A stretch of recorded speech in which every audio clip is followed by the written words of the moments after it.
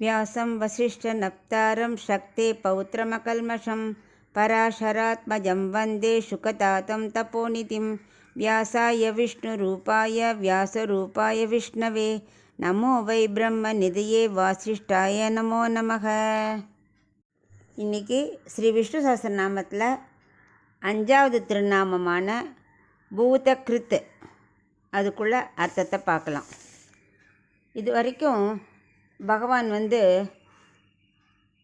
பூர்ணமாக இருந்தார், வியாபிச்சிருந்தார், அவரே நியமித்தார், முக்காலத்தில் இருக்கிற சுவாமின்னு புரிஞ்சிட்டோம். எல்லாம் பகவான் தான் தெரியும். இதனால் என்ன சம்பந்தம் அப்படிங்கிறத விளக்கிறது தான் பூதகிருத். அதாவது ஜீவராசிகள் அனைத்தையும் சிருஷ்டிப்பவர். பூதகிருத்துனா சிருஷ்டிப்பவர். முன்னீர் ஞாலம் படைத்த எம்முகில் வண்ணனே ஆழ்வார் பாடியிருக்கார். 3 கடலாலும் சூழ்ந்திருக்கும் உலகை படைத்த முகில்வண்ணனே, எல்லாத்தையும் நீ தான் படைத்த, நீ தான் சிருஷ்டித்தன் ஆழ்வார் சொல்லியிருக்காரு.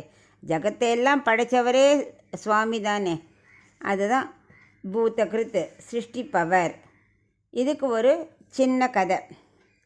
கைலாயத்தில் சிவபெருமான் என்ன பண்ணுவார், அடிக்கடி வித்வத் சதஸ் நடத்துவார். அதில் நிறைய ரிஷிகள் கலந்துப்பா. அப்பப்போ ரிஷிகளுக்கு சில சந்தேகங்கள்லாம் வரும், அதை சிவபெருமான் தீர்த்து வைப்பார். அப்படி இருக்க ஒரு நாள் ஒரு ரிஷி கேட்டார், உலகத்துக்கு எத்தனை காரணங்கள் அப்படின்னு கேட்டார்.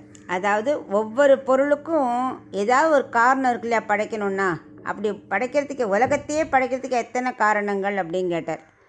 அதுக்கு சிவபெருமான் சொன்னார், 3 காரணம் இருக்குது. ஒவ்வொரு பொருளுக்குமே 3 காரணம் இருக்கும். என்னென்னா உபாதான காரணம் அப்படின்னா மெட்டீரியல்ஸ், அப்புறம் கிரியேட்டர் நிமித்த காரணம், 3வது சககாரி காரணம், அதாவது அதுக்கு வேணுங்க கருவிகள் இன்ஸ்ட்ருமெண்ட் அப்படின்னு. அதாவது ஒரு உதாரணம், இப்போது ஒரு குயவன் மண்பானை செய்கிறான்னா மண் அது உபாதான காரணம், அதானே மெட்டீரியல். அது இல்லாமல் ஒரு பானை பண்ண முடியாது. பட் பண்ணுறதுக்கு ஒரு ஆள் வேணும் இல்லையா, அது குயவன், அதான் கிரியேட்டர். இன்ஸ்ட்ருமெண்ட் எதை வச்சு பண்ணுவான், அந்த சக்கரம் தண்ணி அந்த ஒரு குச்சி எல்லாத்தையும் வச்சு பண்ணுவான் இல்லையா, அது இன்ஸ்ட்ருமெண்ட். ஸோ இந்த 3 இல்லாமல் எந்தையுமே படைக்க முடியாது. ஒரு தோசைமான எடுத்துனா கூட மாவு வேணும், பண்ணுறவாளுக்கு ஒரு ஆள் வேணும், தோசைக்கல் வேணும், திருப்பி வேணும். அது மாதிரி எதெல்லாம் வேணால் எடுத்துக்கோ, ஒரு 3 காரணம் இருக்கும் அப்படின்னு அவர் விளக்கினார்.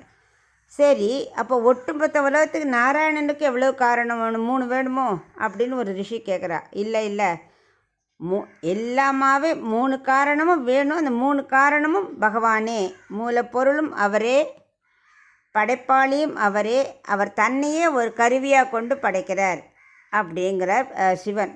அதுக்கு ஒரு சின்ன எக்ஸாம்பிள் எடுத்துக்கலாமே. இப்போ சிலந்தி வலை இருக்குது. சிலந்தி ஒரு சிலந்தி வலை ஒரு ரா மெட்டீரியல். அது வாயிலேருந்து வரும், பசை வரும் இல்லையா, அதுதான் ரா மெட்டீரியல்.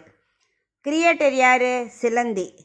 அதோட கருவி என்ன, தன் உடம்புலேருந்தே ஒரு பசை வர வச்சு அதுலேயே வலை பண்ணுறது. அதுபோல் பகவான் 3 வித காரணங்களாக தானாகவே இருந்து உலகை படைக்கிறார், சிருஷ்டிக்கிறார் அப்படிங்கிற. அதுக்கு பேர் தான் பூதகிருத்.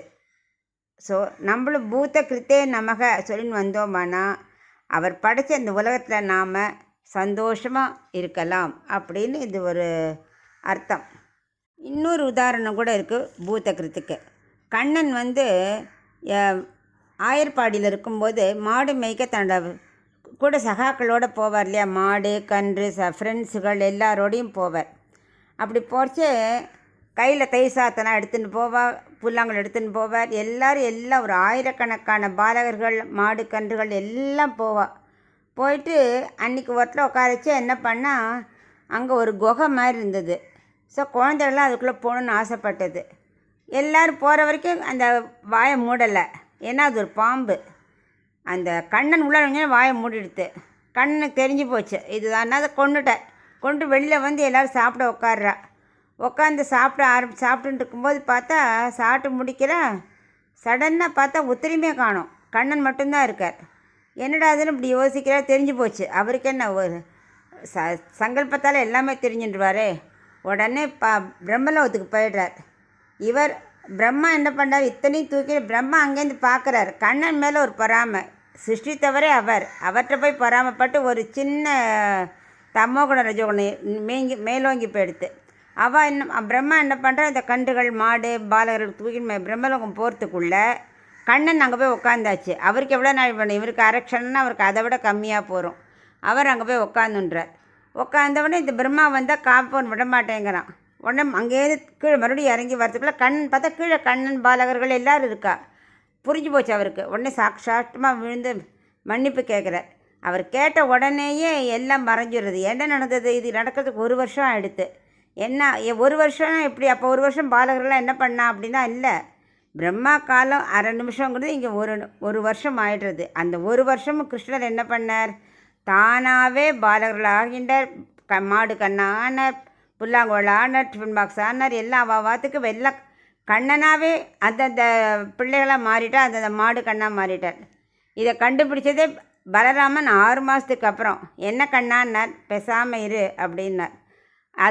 இது மாதிரி எத்தனை ரூபம் வேணால் அவரால் எடுக்க முடியும். உலகம் படைக்கிறது அவர் தான். அதுதான் பூத கிருத்து, அதுதான் கண்ணனோட லீலை. அதை நம்ம தெரிஞ்சுட்டு அனுபவிச்சுட்டே இருக்கணும் பெருமாளை. அதுதான் இந்த வாக்கியத்தோட, இந்த திருநாமத்தோட அர்த்தம்.